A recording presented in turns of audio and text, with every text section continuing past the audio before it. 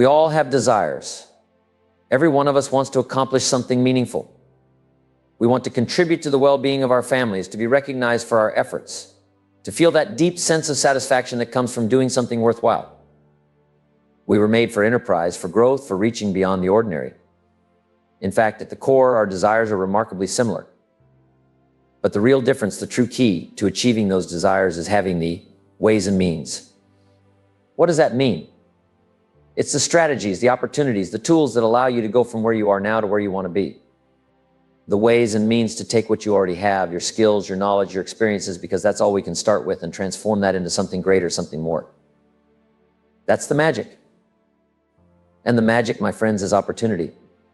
Opportunity is the vehicle that brings you the ways and means to move forward, to grow, to create something beyond what you've ever imagined. Now, let me share with you one of the most significant times in my life, a period of transformation that left a lasting impact. The 5 years I spent with Mr. Earl Schoaf were nothing short of extraordinary. In those years, I learned more about business, leadership, money, capitalism, and life than I ever thought possible. It was a period of tremendous growth, both financially and personally. He introduced me to ideas that opened doors I didn't even know existed. I learned the importance of understanding the marketplace, the value of clear communication, and how to work effectively with people. Those lessons weren't just confined to business. They became life principles that I have applied in many different areas, allowing me to expand my ventures globally. But here's the thing: what happened to me during that 5-year period wasn't just a lucky break. It wasn't some exclusive experience reserved for a few. No, it was a process that anyone can follow. And I know that for some of you, that journey is just beginning. Maybe you're 25 like I was when I started. Maybe you're 40. It doesn't matter. Here's the powerful truth. Any 5 or 6 year period that you choose can change your life forever. You can decide to start now, right where you are, and dramatically alter the course of your life. People often tell me, Jim, that was great for you between the ages of 25 and 31, but I'm already past that point. I'm 40, 45, 50. And I always tell them the same thing. Then do it between 40 and 46 or 45 and 51. It doesn't matter when you start. What matters is that you start. Because any 6 years you pick can be drastically different from the last 6 years. That's the beauty of life. You have the power to design your future. You can make it as big, as bold, as exciting as you want. You can take it slow or move at lightning speed. Build your dreams as high as you want, as wide as you want. Go as far as you want. The possibilities are endless. This is the essence of the American dream, the opportunity to create the life you envision. Sure, we've all heard stories of people who started from humble beginnings, like the young man in the mailroom who worked his way up to become the CEO. And while those stories are inspiring, the truth is there are not millions of them. The true story, the one that's within your grasp, is the story of designing your life on your terms, picking your own timeline, and using the ways and means available to you to make that dream a reality. One of the first pivotal lessons I learned on my journey is this: profits are better than wages. Now, don't misunderstand me. Earning wages is noble. Working for a living, providing for your family, and earning that paycheck is honorable. But let me tell you, profits, that's where the excitement really begins. You see, while wages help you get by, profits help you get ahead. Profits open the door to making a fortune, not just a living. And here's the beauty of it: you can start earning profits far earlier than most people ever start earning wages. Almost everyone has that wish tucked away in their heart. If only I could have my own business. If I could be my own boss. If I could control my time, my growth, my pace. And isn't that true? How many people dream of being able to come and go as they please? Of having the freedom to grow their business as fast as they want, rather than being confined by the limitations of a traditional job. That's the allure of profits. It's the possibility to build something bigger, something beyond the ordinary, something that can grow far faster than a wage could ever provide. Now let's talk about getting rich or becoming wealthy. These terms can sometimes feel heavy for people. Rich can be a loaded word, can it? Some people might say, well, I don't need to be rich. And that's fine. But here's what I'd like you to understand. Rich is relative. It's different for everyone. Years ago, being a millionaire was the ultimate benchmark of wealth. But today, $1 million doesn't carry the same weight it used to. So when we talk about being rich, we're really talking about what you consider rich, what gives you a sense of financial freedom and security. That number is different for everyone. Some people might feel more comfortable with the word wealthy instead of rich. It's just semantics, but words can make a difference in how we perceive things. Wealthy might feel a bit softer, a bit more achievable for some. And the concept of wealth, well, that's relative too. Wealth means different things to different people. Some think it's about the amount of money you have in the bank. Others see wealth as the freedom to live life on their terms. But no matter what word you choose, rich, wealthy, or something else, here's a concept everyone can relate to, even the kids. Financial independence. Now that's a term that resonates. It means being able to live off the income generated by your own resources, whether that's a business, investments, or other income streams. And that's something everyone should aspire to. Why? Because financial independence gives you choices. It gives you freedom. It allows you to wake up in the morning and decide what you want to do with your day without being tied to a job or a paycheck. Now, some of you might be thinking, well, Jim, I'm a little late coming to this plan. I haven't been working on financial independence since I was 20. That's okay. It's never too late. You may have to stretch a little more, work a little harder, but it's still achievable. The earlier you start, of course, the easier it is. If you start at age 15 with a good plan, it's simple math to pencil out a path where you could be financially independent by age 35, 40 at the latest. But even if you're starting later, there's still plenty of time. With the right strategy, with a focus on profits over wages, you can build that independence no matter where you are today. So let's make that the goal, financial independence. Because whether you call it rich, wealthy, or simply free, the destination is the same. A life where you live on your terms, from the fruits of your own enterprise, with no one telling you how far or how fast you can go. Now, one of the big challenges many people face is understanding why their money always seems to slip away. Why does it vanish so quickly? It's not because the money doesn't exist. The truth is, the money's there. But here's the problem: it's not being put into the right plan. You see, it's not enough to just earn money. What really matters is where you channel that money, how you use it, and whether you have a plan that directs it towards something meaningful, something that builds over time. Now, I know a lot of people wrestle with this concept, and I had to face these questions myself. Is it okay to strive to be rich? Is it okay to want to accumulate wealth, to pursue financial success? Some people might say it's better to renounce all worldly goods and live a simple spiritual life of poverty. That's one way of looking at it. And if that resonates with someone, I understand that. But let me present you with another perspective, something that might give you a new way of thinking about this. If you could do better, should you? It's an interesting question, isn't it? Why would anyone choose to leave the largest part of their life unexplored? Think about it. Why would you settle for less when you know you could grow, develop, and achieve more? Whether that's in the marketplace or at home as a parent, as a leader, as a contributor to your community. Why would you not tap into your full potential and see where it could take you? That's not just about money. It's about personal development, about who you become in the process of striving for more. Now, I understand that not everyone is comfortable with the idea of getting rich. Some might say, I'm not going for wealth. I don't think it's healthy to focus on that. And I get it. Each of us has to come to our own conclusions. We have to wrestle with these ideas in our own way. But here's something I think most of us can agree on. With a simple, practical plan, there's no reason why you can't accumulate enough resources to become financially independent. And that, my friends, is a worthy goal, one that gives you options, freedom, and peace of mind. Let's not get this confused. Though money isn't the only thing of value, make sure you take note of that. It's not the only value, but it is one value. Money isn't the sole measure of success, but it's one measure. And here's the reality. Your current income is a reflection of your value to the marketplace. If your value to the marketplace is worth $5 an hour, that's what you'll get. Not that a person's intrinsic worth as a human being is $5. No, that's not what I'm saying. But their value to the marketplace is worth $5 at that moment in time. But here's the good news. That value can change, and it can change quickly. When you work on yourself, increase your skills, improve your knowledge, expand your capabilities, those numbers start to change. Suddenly your value to the marketplace rises, and so does your income. But those numbers, those dollar amounts, are simply a reflection of the value you're providing. Now, this concept can be uncomfortable for some, but we have to face it. Someone might ask, Jim, are you saying that where I am financially is a reflection of who I am? And my answer is yes, but with a caveat. It's not the only measure of who you are, but it is one measure. And it's an important one. We all have different roles to play in life. As fathers, as mothers, as friends, as colleagues, as leaders. These roles are all valuable in different ways, and they're not measured by money. But we cannot leave money out of the equation. It's one part of the overall picture, one way to assess your contribution to the world around you. So while it's not the only measure, it's one you should pay attention to because it reflects your ability to provide value, and that's something you can work on, something you can grow. And in doing so, you not only increase your financial resources, but also the impact you have on others and the opportunities you create for yourself and your family. Now, money is an easy measure. Why? Because it's something you can count. You don't need to overcomplicate it. Numbers don't lie, and they give you an honest reflection of where you are. And there's nothing better than the truth.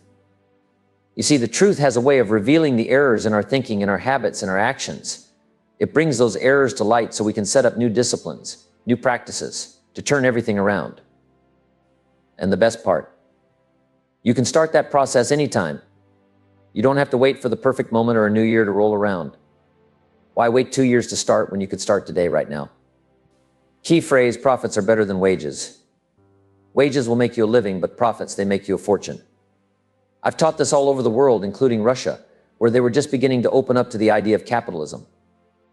And here's what I shared with them. Active capital means you're either buying and selling or selling and buying, depending on your circumstances. If you've got something to sell, then you sell first and buy later. If you've got the resources, maybe you buy first, then sell later. But whatever the strategy, the goal is to earn a profit. Now let's talk about teaching this to the next generation. If we teach kids about the joy of being rich, about the power of becoming financially independent, about the pride of being capable of having skills, influence, and being somebody, they'll go for it. Trust me, they will. If they don't go for these positive, constructive goals, what happens? They end up chasing something else, something far less healthy. They'll substitute it with something that gives them a temporary high, but it won't have the same lasting value.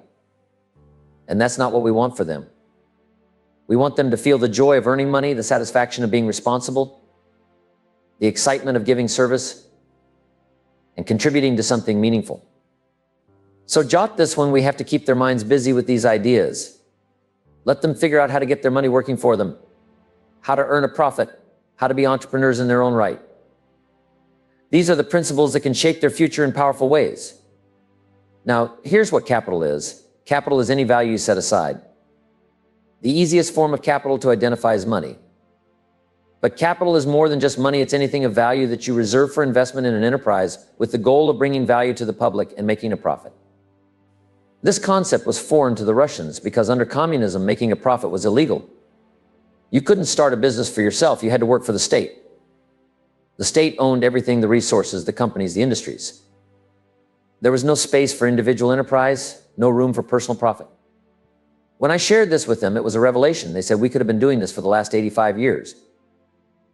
They could have built a dynamic society like America if only they had embraced the idea of capitalism. But now they had the opportunity to begin anew. I told them start setting aside some value, some capital, and invest it in an enterprise. This is how you bring value to the marketplace. This is the core of capitalism. But here's what else I taught them, something even more important than money. There are things you can set aside that are more valuable than money. Let me give you a list. First, let's understand that this capital, this money you set aside, is like seed corn for a farmer. Now, what would a farmer do with his seed corn? Number one, he would protect it with a vengeance. Why? Because that seed corn is the future harvest. Without it, there's no crop, no food, no progress. And here's what you wouldn't do with that seed corn. You wouldn't spend it, you wouldn't give it away. You can't be benevolent with your capital, with your profits. Yes, of course. With your profits, you can give, you can contribute, you can be generous. But your capital, no, you must protect it. This is your seed corn. This is the foundation of your financial future. And if you want that future to grow, you must guard it carefully. The message is clear. Start with what you have, set it aside, and invest it wisely. Let it grow into something bigger, into profits, into financial independence, into opportunities that will not only benefit you, but also everyone around you. This is how you move from just getting by to building a fortune. And that's a lesson worth teaching to anyone at any stage in life. Now, this principle is as simple as it is powerful. Let's take an example. Imagine a child who buys a bottle of soap for $2 and sells it for $3. That child is practicing the core of capitalism. He's using his seed corn, his capital, the $2, and he's bringing value to the marketplace by selling that bottle of soap to Mrs. Jones next door for $3. Now he's got $3. But here's the key. 2 of those dollars are still capital, set aside for the next investment, the next bottle of soap. This is how capital works. You set aside value, invest it, and it grows through the profit you make. But here's where it gets really exciting. Capitalism isn't just about money. No, there's something even more valuable than capital, and that's time. Time is your most precious capital, and like money, you don't want to waste it, give it away recklessly, or squander it. Time, just like money, should be invested. And when you invest time wisely, when you put it into an enterprise, a project, or a skill that brings value to the marketplace, you create the opportunity for an even greater return. Now, the time properly invested is worth a fortune. Time wasted, however, leads to devastation. It's the difference between someone who builds a life of abundance and someone who's constantly scrambling to catch up. The person who invests their time wisely in learning and developing skills and building relationships can see extraordinary results over time. And just like financial capital, you need to protect your time. Guard it. Don't let distractions or trivial matters eat away at it. I'll give you an example. Lydia Cologne. She didn't start with much. She didn't have a lot of money to invest, but what she did have was time and a burning incentive. Her first investment wasn't just $1, it was desperation. She said, my kids are hungry and I have to make this work. If this doesn't succeed, what will I do? That kind of incentive, that kind of drive is a powerful motivator. It pushes you to make the most of what you have, to protect your capital, and to invest your time and resources wisely. Now, Lydia, she was a single mother with 2 kids and no job, just desperation. But here's what she invested first. Determination. She said to herself, I must find someone who will buy what I'm selling. Desperation pushed her, but determination carried her. She said, I will find someone today. And sure enough, by the end of that first day, she found her first customer. Now, you might think after that initial success, everything fell into place. But no, the next person she approached said no. And the next one after that said no. This is where most people give up. But not Lydia. You see, the next investment she made was courage. Courage is more valuable than money. You could have all the money in the world, but if you don't have courage, you're poor. Lydia didn't let those rejections stop her. She had only a few dollars in her pocket, but she had an abundance of courage. With courage, you can face rejection, face adversity, and keep moving forward. As humans, we've seen people do incredible things, not because their circumstances were favorable, but in spite of them. Think about all the stories of resilience you've heard. Maybe some from war-torn areas like Kosovo, where people survived against all odds.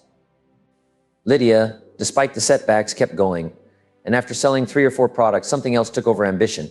She realized if I can sell 3, I can sell 30. If I can sell 30, if I can sell 30, I can sell 100. Suddenly, her dreams grew bigger. She became dazzled by the possibilities of her own future. But then, something even more powerful kicked in. Faith. She began to believe not just in the product she was selling or the company she was working for, but in herself. She started to think, maybe I can do this. Maybe I'm not just a struggling single mother. Maybe I can build something better for my kids. That's when her self-esteem soared. And that, my friends, is one of the most valuable investments you can ever make: faith in yourself. Now imagine this. What if Lydia had $1 million, but no courage, no determination, no faith? She would have still been poor, even with all that money. It's not the money that makes you rich. It's the mindset, the drive, the ambition, the courage that turns money into wealth. But there's one more thing that Lydia invested, and it's why she's a millionaire today. Ingenuity. You see, we often underestimate the power of our minds. Most people go through life using only a small fraction of their brain power. What if you could tap into the other 90%? Lydia started to think, to innovate, to come up with creative solutions to her challenges. She used her ingenuity to figure out how to make things work, how to stretch that last dollar, how to approach customers differently, how to stand out in a crowded market. Ingenuity is priceless. It's more valuable than money, because with ingenuity, you can create opportunities where none seem to exist. You can take $1 and turn it into something far greater by using your mind to its fullest potential. Think about it. What's ingenuity worth? A fortune. If you've got just $1 in your pocket and a head full of creative ideas, you're on the path to success. Lydia didn't wait for perfect circumstances. She didn't wait for the world to hand her opportunities. She used what she had: her courage, her ambition, her faith, and her ingenuity, and built something from nothing. That's the lesson here. It's not what you have, but what you do with what you have. So if you've got just a few dollars in your pocket, don't be discouraged. If you've got courage, determination, and a bit of ingenuity, you've got all the capital you need to start your journey. The real fortune isn't in the money, it's in the mindset. You see, capital isn't just about the money in your pocket. It's about the time you have and how you use it. Time and money are both tools, but the real magic happens when you combine them, when you invest both your time and your financial capital into something that brings value to others. And when you do that consistently over time, the rewards can be incredible. Let me repeat that. Time is more valuable than capital. You can always earn more money, but you can't get more time. Once it's gone, it's gone. So the question is, are you investing your time wisely? Are you using it to grow, to develop, to create something of value? Or are you spending it in ways that bring no return? That's the essence of real wealth investing, both your time and your capital into something that grows. And when you understand that, when you learn to protect your seed corn, whether it's money or time, and invest it for the future, then you're on your way to reaping a harvest far greater than you ever imagined. So here's the takeaway. Protect your seed corn. Whether it's financial capital or time, don't waste it, don't spend it recklessly, and don't give it away until it's the right time and the right place to invest. Because when you do it right, that investment will bring value to the marketplace, and it will bring value to your life too. And that's how fortunes are built step by step, investment by investment, harvest after harvest. Let me tell you about my friend Bill Bailey. Bill went to Chicago as a young man, fresh out of high school, and the first job he landed was as a night janitor. Now, someone might ask Bill, why would you take a job like that? His answer was simple. Malnutrition. You see, when you're hungry, you don't have the luxury of picking and choosing. You take what you can get. You don't care about the title, the prestige, you just need to work. Night janitor, day laborer, it doesn't matter when your stomach is growling. Bill knew that. He started at the bottom, but today he's financially independent. His journey began with that humble janitor job, but it didn't end there. Now here is something that money can't buy: heart and soul. What's the substitute for heart and soul? I'll tell you. There isn't one. Money can't fill that gap. $1 million without heart and soul, and you've got nothing. You've got the shell, but no substance. Heart and soul, that's the fire, the passion, the energy that drives you forward. It's worth more than any amount of money. $1 million won't move the needle if you lack heart and soul. But heart and soul, my friends, that's magic. It's what I call the unseen force that moves people to action. It's what gets people to buy your product, make a decision, commit to something, or change their lives. Heart and soul are the invisible threads that connect us to one another and to our dreams.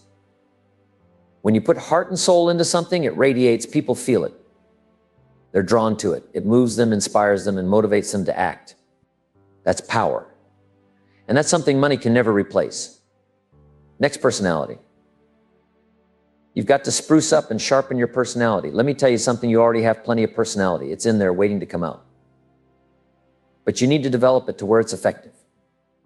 Every day, every conversation, whether you're talking to a child, a business person, someone wealthy, or someone down on their luck, your personality should be at home anywhere. It should be your calling card, your secret weapon. When you have that kind of personality, people are naturally drawn to you. They feel comfortable, they feel heard, and they want to be around you. Personality isn't about being flashy or overly charismatic, it's about being genuine. It's about being you, but the best version of you. And that takes a bit of refinement and polish. But once you've got it, it's more valuable than gold. Now the next one is charisma. Charisma is the ultimate sophistication. But here's the key: charisma with a touch of humility. That's the magic combination. Charisma can open doors, but humility keeps them open. When you blend those two, you become someone people want to work with, someone people trust. Charisma alone can make you interesting, but charisma with humility makes you irresistible. And that's worth more than any amount of capital. Let me tell you, this list I'm giving you: heart, soul, personality, charisma, all of it is more valuable than money. If you've got $1 in this list of qualities, the world is yours. You can write your own ticket.